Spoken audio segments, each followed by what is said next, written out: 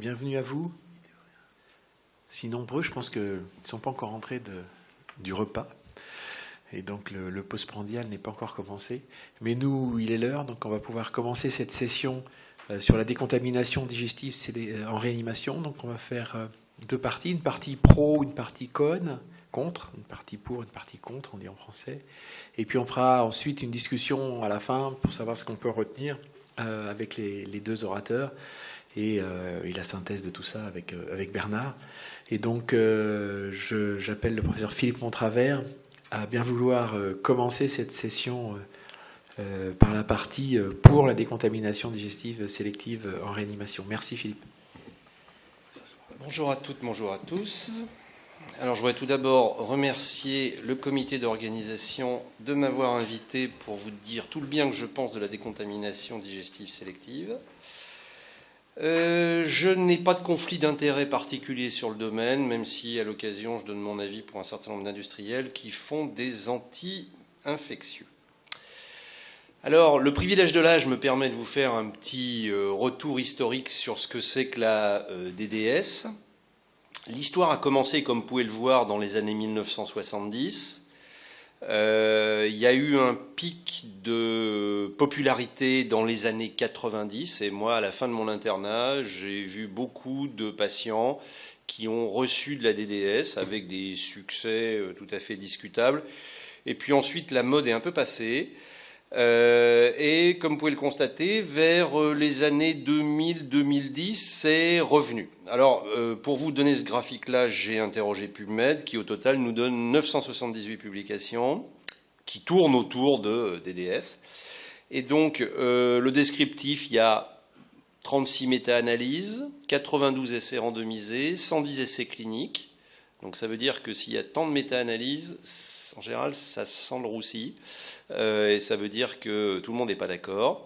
Un certain nombre de revues de la littérature. Et le reste, c'est du vent, autrement dit, c'est des avis d'experts.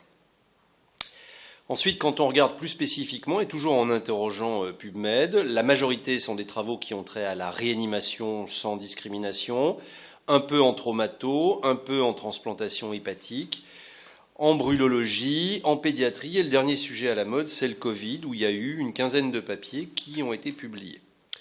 Et puis ensuite, je me suis amusé à faire le tour du monde, et comme vous pouvez le constater, il y a un pays vedette, c'est les Pays-Bas, qui font à eux seuls 20% de la publication.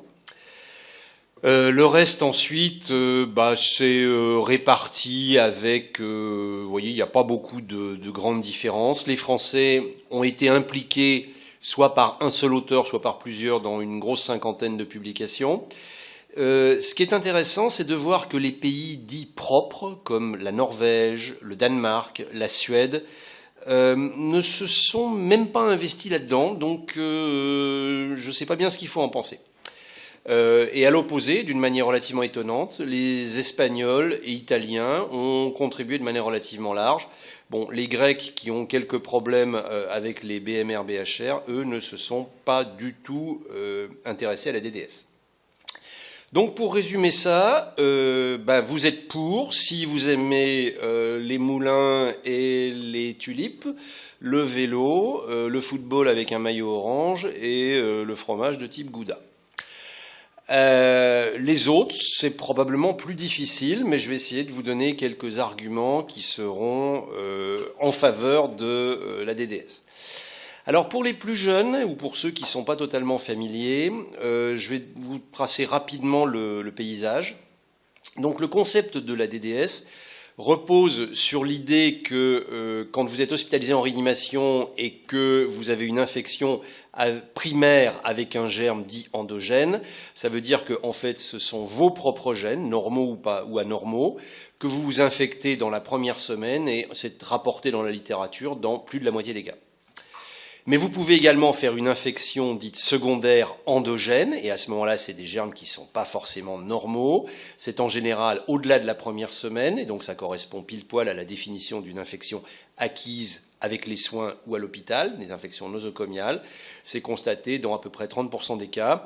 Et puis, il y a des infections exogènes, là encore avec des germes anormaux, quel que soit le temps depuis lequel vous êtes en réanimation. Ça survient dans à peu près 15% des cas. Et là aussi, c'est du nosocomia. Et donc les auteurs, et Silvestri illustrait ça dans cette revue de ICM en 2012, proposent comme concept de DDS de faire des antibiotiques par voie parentérale pour les germes qui arrivent à l'occasion de l'infection endogène primaire. Les mesures d'hygiène et les antibiotiques entéraux sont là essentiellement pour les infections secondaires. Alors pourquoi les antibiotiques entéraux? Parce que la source principale, le réservoir, est clairement au niveau du tube digestif. Et puis pour les germes exogènes, l'idée est à nouveau les mesures d'hygiène bien évidemment, plus des antibiotiques ou antimicrobiens topiques, autrement dit qui vont s'adresser essentiellement à la flore oropharyngée, puisque l'essentiel des contaminations va survenir par l'airway, le reste étant peu accessible à ce type de démonstration. Et donc, au bout du compte, quand on fait la somme arithmétique, voilà les différents types de décontamination que l'on peut imaginer. Ça, c'est Mark Banten, qui est un des papes de la DDS aux Pays-Bas, comme il se doit. Donc, vous pouvez faire une décontamination oropharyngée, je vais y revenir après sur ces différentes subtilités, une décontamination intestinale, ajouter ou pas une antibiothérapie systémique, et puis dans les différents essais thérapeutiques, ça a été comparé soit à un placebo, soit à autre chose. Et au bout du compte, on va se retrouver soit avec de la DDS, de la décontamination digestive sélective, dans lequel on met des anti-infectieux au niveau gastro-duodéno-intestinal, plus une décontamination pharyngée, ou bien pas de décontamination pharyngée, mais toujours la décontamination intestinale, et vous pouvez rajouter des antibiotiques systémiques ou pas. Et donc ça vous donne la DDS, et puis la DOS, donc SOD en anglais, c'est de la décontamination oropharyngée sélective, et donc celle-là, en oropharyngée, ça veut dire qu'on ne vous met des anti-infectieux que dans l'oropharynx, et qu'on laisse de côté le tube digestif, même si, rassurez-vous, ça va s'écouler un petit peu quand même, ou pas, des antibiotiques par voie systémique. Donc SDD en anglais, DDS en français, SOD ou DOS en français. Les molécules utilisées sont, puisqu'on veut avoir un effet essentiellement local, des médicaments peu ou pas absorbés, donc ça va être la polymyxine B ou E, donc chez nous ça va être la colistine, des aminosides, et beaucoup ont été essayés, la Tobra, la Janta, la néthylmycine, la néomycine, qui n'existe plus en France, la Vanco ou l'Enphobé, et à l'occasion éventuellement même la nystatine. Et puis certains auteurs ont même proposé des molécules qui peuvent être absorbées, telles que les fluoroquinolones, et là toute la gamme des fluoroquinolones a été passée en revue. Et puis dans les antibiothérapies systémiques, le céfotaxime est celui qui a été le plus utilisé par les auteurs des Pays-Bas, Danman étant lui aussi des Pays-Bas. Ça peut être la Cipro, ça peut être le Bactrim, ça peut être le fluconazole. Et donc, premier élément, vous essayez de passer le tube digestif au lance-flamme et de nettoyer, de déterger votre patient. Et donc les antibiotiques qui vont faire la DDS sont là pour aller limiter l'excès de croissance. Et donc un certain nombre d'auteurs se sont intéressés à aller mesurer les concentrations d'anti-infectieux dans le tube digestif de ces patients. Et donc quand on considère la flore normale, les patients qui ont reçu du céfotaxime vont avoir des concentrations, donc là on est dans l'activité parentérale naturellement avec le céfotaxime, on va avoir des concentrations à 6 mg par litre avec le céfotaxime, 20 mg dans les voies biliaires, et le céfotaxime ne va pas empêcher la surcroissance bactérienne des souches qui seraient en dehors du spectre du céfotaxime. Si vous regardez l'Enphobé ou la nystatine, vous allez avoir des concentrations qui vont être de 60 jusqu'à 100 mg par litre, là encore pour tout ce qui va être levure du tube digestif normal. Et puis, quand vous regardez les germes anormaux, ou en tout cas pathogènes, La polymyxine E va atteindre des concentrations dans le tube digestif de l'ordre de 16 jusqu'à 1000 mg par litre, mais ne va pas empêcher la croissance d'un certain nombre d'agents antibactériens à gram négatif, type Acinetobacter, Pseudomonas, vous pouvez imaginer tout ce que vous voudrez. La Tobra atteint à peu près 100 mg par litre, mais là encore, on va pouvoir voir arriver un certain nombre de BGN. Et puis, si vous mettez de la vancomycine, on va retrouver des concentrations de l'ordre de 3000 jusqu'à 24 000 mg par litre. Mais, de temps en temps, on verra arriver des staves dorées métillères qui pourraient être résistants à la vancomycine. Alors, plus récemment, un certain nombre d'auteurs se sont intéressés à analyser les concentrations antibiotiques dans l'arbre respiratoire. Voilà ici un papier de Hervé Gastine qui remonte quand même maintenant à 30 ans et qui avait été fait à Limoges chez 15 patients de réanimation qui avaient eu de la DDS pendant au moins 10 jours. Donc les patients avaient reçu un gel pharyngé et une suspension intragastrique avec de la Tobra, de la Coli, de l'Enphobé. Et les auteurs avaient fait des mesures plasmatiques et bronchiques.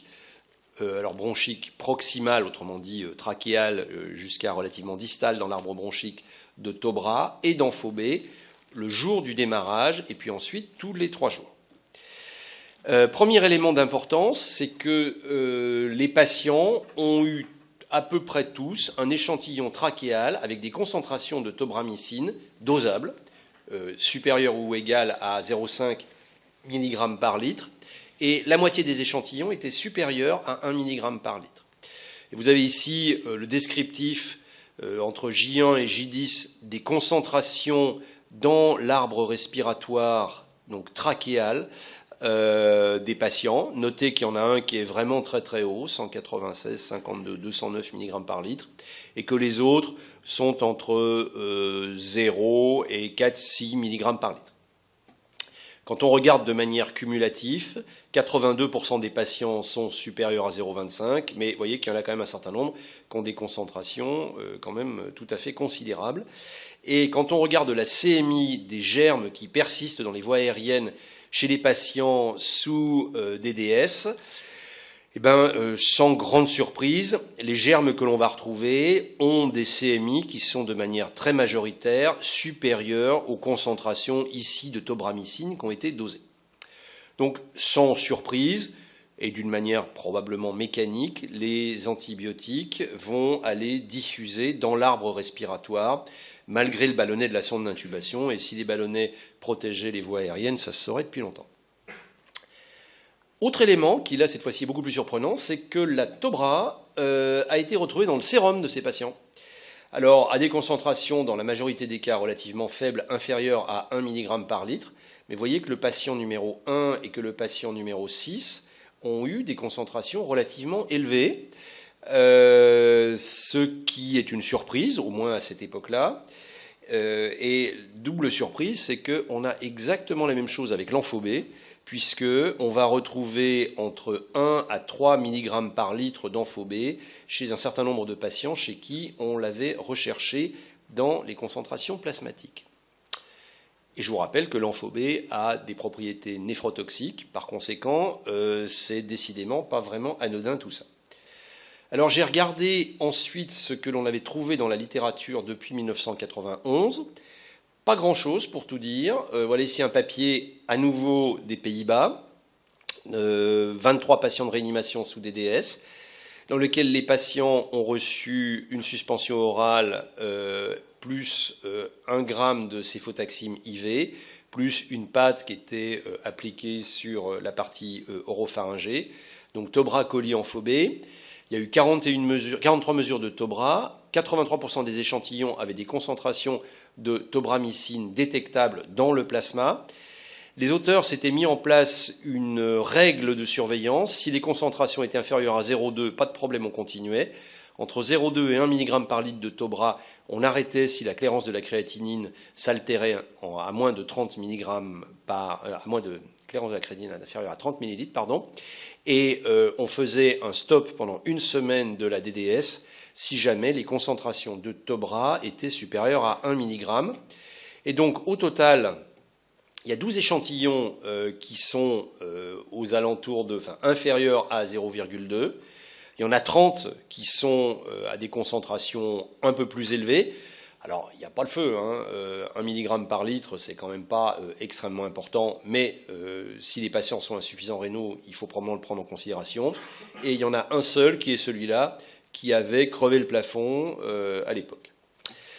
D'autres auteurs, entre 2008 et 2011, ont retrouvé, là encore, c'est des bataves, ont retrouvé exactement la même chose.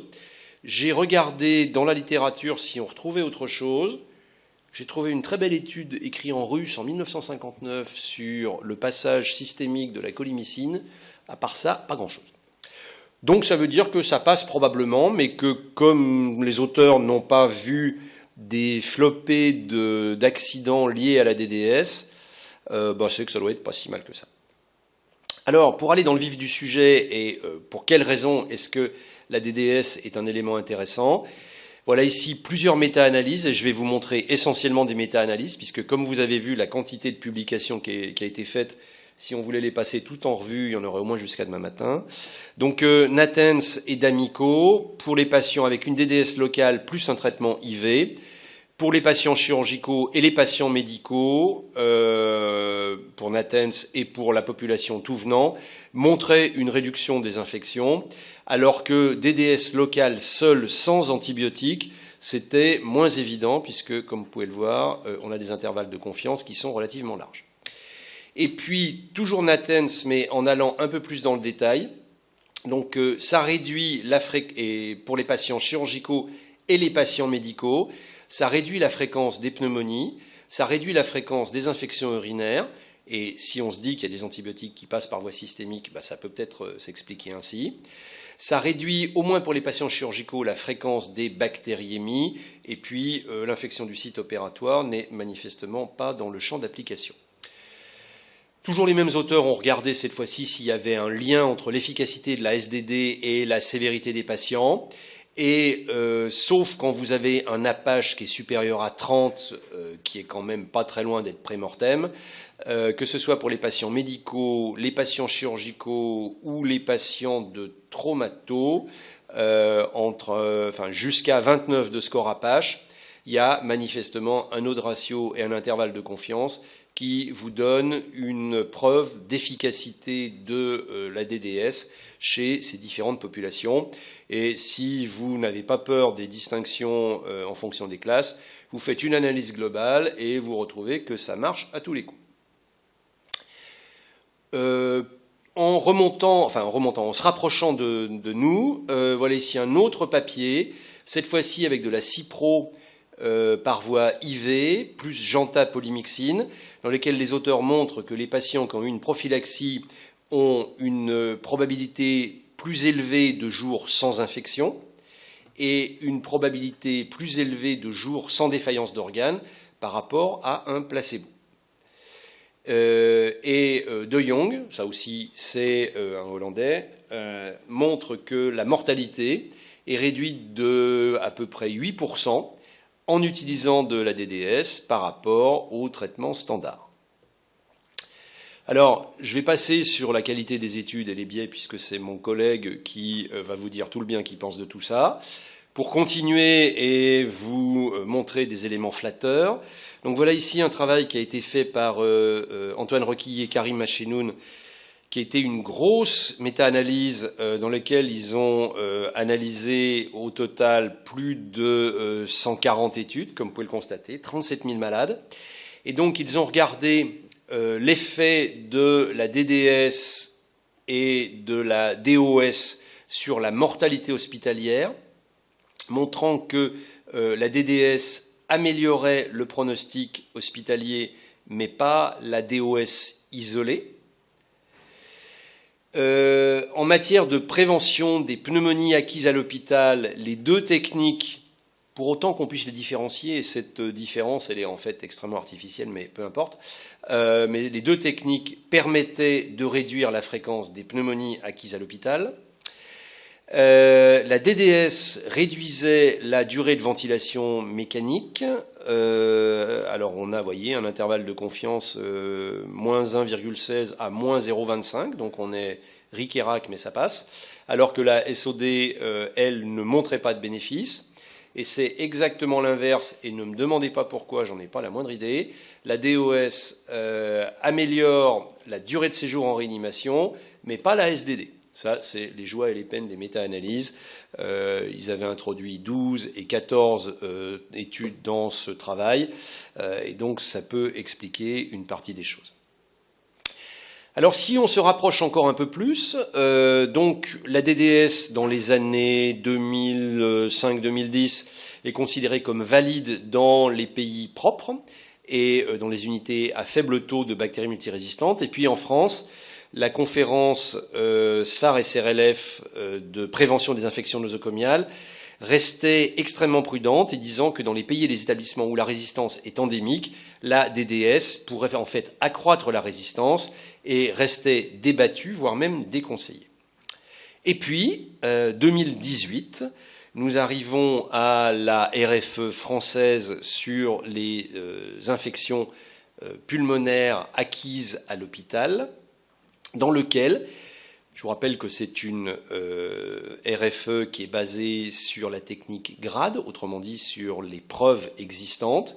Et donc les organisateurs et les experts disent que dans les unités dans lesquelles la prévalence de bactéries multirésistantes est faible, inférieure à 20%, les experts suggèrent de pouvoir utiliser une décontamination digestive sélective en routine, en utilisant un antiseptique topique administré de manière entérale et au maximum 5 jours d'antibiothérapie systémique pour améliorer la mortalité. Et donc dans les annexes de cette RFE, vous avez les exemples, et ce ne sont que des exemples, de ce que vous pouvez utiliser, genre polymyxine, Tobra, Amphobé. Ça, c'est sous forme de la pâte ou du gel oropharyngé. Et puis, dans la suspension gastrique, c'est Tobra, Poly et Amphobé. Et puis, on peut même mettre une administration intraveineuse. Alors, je ne vous avais pas cité la céphazoline là tout à l'heure, mais c'est ce qui a été retenu par les experts. Et puis, si vous êtes allergique à une céphalosporine, ça pourrait être de l'Oflo ou de la Cipro. Et puis, si vraiment vous voulez faire de la SDD, eh ben, vous allez voir votre pharmacien en lui demandant de vous fabriquer un gel avec toutes ces petites choses à l'intérieur ou une suspension avec colis, Janta, Amphobé et de l'eau stérile. Et puis voilà, donc ça marche. Enfin, ça marche. En tout cas, on va dire que ça marche et on en est content. Alors, à ce stade-là, je vous propose quelques petits apartés. Le premier étant donc d'essayer de voir si DDS et DOS c'est à peu près concordant ou si au contraire c'est différent. Vous avez vu qu'il y avait un certain nombre de résultats qui partaient un peu de manière contradictoire.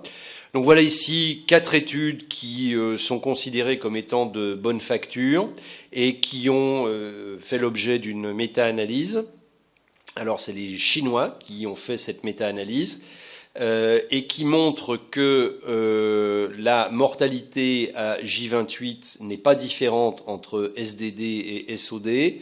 Alors au passage, on peut quand même passer un petit coup d'œil sur l'hétérogénéité de la population. 8% de I carré, c'est bon. Autrement dit, on peut considérer que les résultats sont satisfaisants.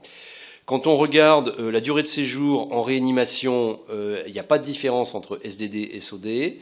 Pas de différence en ce qui concerne le séjour à l'hôpital et pas de différence en ce qui concerne la durée de ventilation mécanique, d'autant plus que le I carré est à 86%, autrement dit extrêmement hétérogène.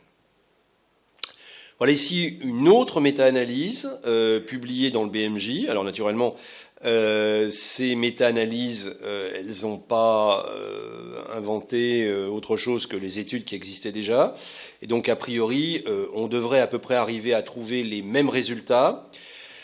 En tout cas, la DDS versus le contrôle améliore la mortalité des patients, de même que la SOD. Et par contre, quand on compare SDD versus SOD, eh ben, match nul, il n'y a pas une des deux qui soit meilleure que l'autre.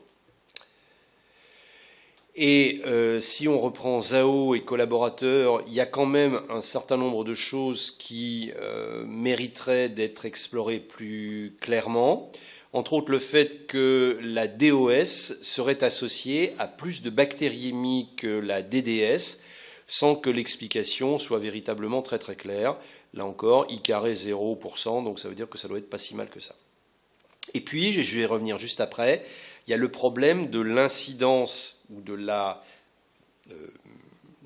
l'induction de résistance liée à l'exposition aux agents antibactériens.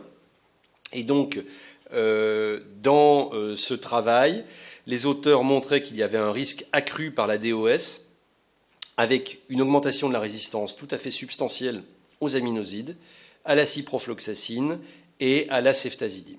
Donc, il faut peut-être être prudent dans ce genre de circonstances. Alors, récemment, là, dans CMI, il y a une étude qui a été publiée, qui est une nouvelle méta-analyse. Les autres ne sont pas intéressantes, mais celle-là, elle a comme particularité de ne s'être fixée que sur des études qui ont été publiées après 2000, autrement dit, dans lesquelles il y a une relative cohésion dans les prises en charge, et on va dire qu'il n'y a pas le poids de l'histoire avec des patients qui seraient des années 1980 ou 90. Donc cette méta-analyse a été faite dans des unités à faible niveau de résistance, Pays-Bas, Allemagne, mais la France a également quelques unités qui sont à faible niveau de résistance. Et les auteurs ont pris en compte l'interaction entre le traitement et le type d'admission pour voir si l'effet de la DDS et de la DOS était différent selon que vous aviez un malade médical ou chirurgical. Alors les résultats sont finalement... je ne sais pas si on peut dire décevant ou rassurant. Grosso modo, il n'y a pas de modification de l'efficacité, que vous ayez mis en place une DDS ou une DOS selon le type d'admission. Il y a également une amélioration de la survie en réanimation et de la survie hospitalière par les deux techniques dans les deux populations. Et la DDS paraît malgré tout plus efficace que la DOS. Alors, je vous disais là tout de suite que de temps en temps, dans les méta-analyses, il y avait des choses qui pouvaient être éminemment discutables. Voilà ici la dernière production de la Cochrane, 2021. Minozzi s'est contenté de rajouter 5 nouvelles études dans l'actualisation. Et quand vous regardez, il y a des travaux qui datent de 1988, 89. Un certain nombre d'entre vous étaient tout juste nés. Est-ce qu'il est vraiment légitime de garder des études aussi anciennes dans une méta-analyse, sachant que l'écosystème a changé, que les prises en charge ont changé, que les antibiotiques ont changé, que les résistances ont changé?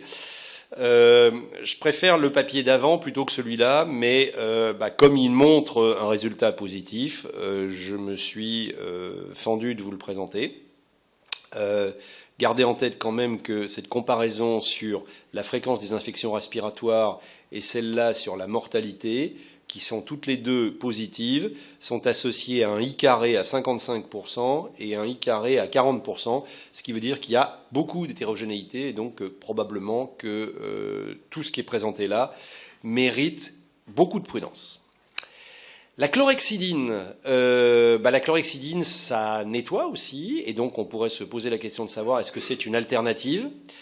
Vous noterez que je vous en ai quasiment pas parlé jusqu'à présent parce que ça n'a jamais été proposé de manière claire comme DDS. Néanmoins, Price a fait une méta-analyse en posant cette question-là sur est-ce que la chlorhexidine réduit la mortalité chez les malades de réanimation. La réponse est non. Comparé à la DDS et comparé à la DOS, la chlorhexidine fait moins bien dans tous les cas. Donc, on oublie la chlorhexidine comme alternative pour la décontamination sélective. On a bientôt fini cette longue énumération. Un petit focus sur l'émergence de résistance bactérienne. Donc là encore, les auteurs, toujours dans une méta-analyse de 2013, ont colligé les effets de la DDS vis-à-vis de l'infection ou de la colonisation à Staph doré métillaire, et la résultante est négative. Même chose avec les entérocoques résistants à la vancomycine, où attendez, je suis paumé, je ne le vois plus. Voilà, l'intervalle de confiance 0,39, 1,02, autrement dit, le résultat est non significatif. Ils ont testé les aminosides, la polymyxine, les fluoroquinolones, les céphalosporines de 3e génération. Et le message à retenir, c'est que la DDS réduit l'incidence de résistance à la polymyxine avec un I2 à 0%, et aux céphalosporines de 3e génération, 36%. Là, c'est peut-être à être avec un peu plus de prudence. Un papier publié dans le JAMA qui regardait là aussi l'impact de la DDS et de la DOS en comparant l'un avec l'autre sur la résistance bactérienne. Bon, le diapositive est chargé, il y a plein de chiffres. Le seul message qu'il faut que vous reteniez, c'est qu'il y a un faible niveau de résistance aux antibiotiques dans cette étude, mais ce sont encore des Hollandais, et il y a un moindre portage de bacilles à Gram négatifs résistants aux antibiotiques avec la DDS comparé avec la DOS. Ça n'est pas étonnant puisque les antibiotiques passent dans tout le tube digestif. Et toujours dans ce travail, les auteurs montraient qu'avec la DDS, il y avait moins de bactériémie, il y avait moins d'entérobactéries et moins d'Escherichia coli, moins des autres entérobactéries d'ailleurs aussi, moins de Staph doré, et que la proportion de souches résistantes aux aminosides était plus faible avec la SDD, 3%, qu'avec la SOD, 6%. Enfin, pas 0,3,06, pardon. Quelques petites données frais cueillies récemment, concernant là encore les aspects écologiques et résistance. De Jong, Pays-Bas, dit qu'à la sortie de réanimation, il y a un moindre portage de BMR avec la DDS, 4%, versus 17% avec la DOS. Qu'il y a il n'y a pas du tout de candidémie chez les patients qui ont été décolonisés à albicans pendant le Covid, après une DDS, donc cette décontamination ayant pu prendre entre 7 jours en médiane, mais jusqu'à 53 jours pour y arriver. Et en tout cas, aucun d'entre eux n'a fait de candidémie. Je vous rappelle qu'il y a eu quelques case reports et quelques séries qui ont rapporté des candidémies plus fréquentes chez les patients Covid. Et puis, encore un travail rétrospectif des Pays-Bas, dans lequel les auteurs analysaient le taux d'éradication de bacilles à Gram négatifs résistants chez les patients traités par SDD, et ils notaient 97% d'éradication des souches pharyngées et 93% des souches rectales résistantes. Ça veut dire qu'il en reste quand même un certain pourcentage, mais que ça doit permettre de diminuer, on va dire, la charge bactérienne et donc l'incidence des complications. Et puis, c'est presque fini. Voilà ici une étude allemande qui vient de Munich, dans 11 unités de réanimation.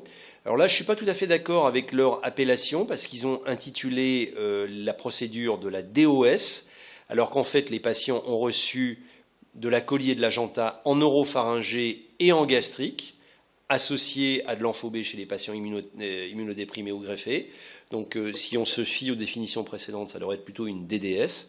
Toujours est-il qu'ils ont regardé l'incidence de BMR chez ces patients et qu'ils trouvent une incidence réduite de souches productrices de BLSE chez les patients qui ont eu une DDS par rapport à des patients sans DDS, DOS comme vous voudrez. Et puis par contre, ils trouvent une incidence accrue de souches d'entérocoques résistants à la vancomycine. Et c'est illustré ici sur ce graphique de droite. Vous avez ici là une frise chronologique entre 2012 et 2016, sans décontamination en orange, avec décontamination en bleu. Donc là, vous avez l'incidence des VRE, donc des entérocoques résistants à la vancomycine, qui croît de manière spectaculaire, alors que les patients qui n'ont pas eu de décontamination restent avec un niveau superposable. Et c'est exactement en miroir vis-à-vis des BLSE, dans lequel, quand vous avez été décontaminé, il y a très peu de BLSE en bleu, et il y a au contraire des fréquences non négligeables d'infection à BLSE chez les patients qui n'ont pas eu de décontamination. Et puis, virgule comme d'habitude, les auteurs montrent une incidence réduite de PAVM et une réduction de la mortalité hospitalière avec cette procédure. Un tout petit commentaire sur un papier également publié récemment qui montre des bénéfices chirurgicaux et post-opératoires. Là, on est dans la chirurgie œsophagienne. Alors, je vous rappelle, et je ne vais pas rentrer dans ce débat, qu'il y a beaucoup de travaux qui montrent que la préparation digestive de l'opéré en mettant des antibiotiques pourrait, au conditionnel, avoir un effet positif et améliorant le pronostic. En tout cas, là, dans ce papier, les auteurs montrent que pour de la chirurgie œsophagienne avec une DDS, les patients ont moins de pneumonie et ont moins de lâchage d'anastomose que sans DDS.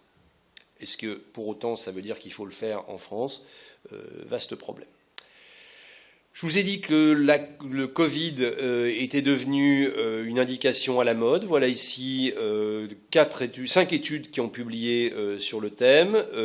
Luc Epaz et Massard sont 2 séries françaises qui montrent un bénéfice de la DDS chez les patients Covid graves, se traduisant par une réduction de la fréquence des pneumonies sous DDS. Et puis le dernier élément, qui n'est pas vraiment prouvé, mais qui est peut-être une voie pour l'avenir, c'est les patients qui sont porteurs de bactéries multirésistantes ou de BHR. Depuis une petite dizaine d'années, on voit des discussions. Alors, il y a les essais randomisés, pour l'instant, ne tiennent pas tout à fait bien la route. Je vais vous montrer un essai juste après. Mais quand on a des patients qui sont porteurs, avec des entérobactéries productrices de carbapénémase digestive, certains auteurs ont essayé de faire une décontamination digestive sélective. Et donc là, ils ont essayé Janta ou colimycine ou les deux. Et les auteurs rapportent une éradication des entérobactéries colonisantes dans cette circonstance-là. Là, on a un essai randomisé double insu contre placebo, Janta plus polymyxine orale, et les auteurs concluent que c'est potentiellement acceptable pour la décolonisation. Est-ce qu'on va le faire en réanimation? Il faudra voir. Voilà ici un autre papier à peu près de la même période. Colistine orale pour le portage d'entérobactéries productrices de BLSE. Les auteurs constatent une émergence de souches digestives résistantes à la coli. C'est le seul résultat négatif, mais qui mérite peut-être quand même d'être gardé en tête, avec un échec de prévention de la colonisation digestive en cas d'entérobactéries productrices de BLSE.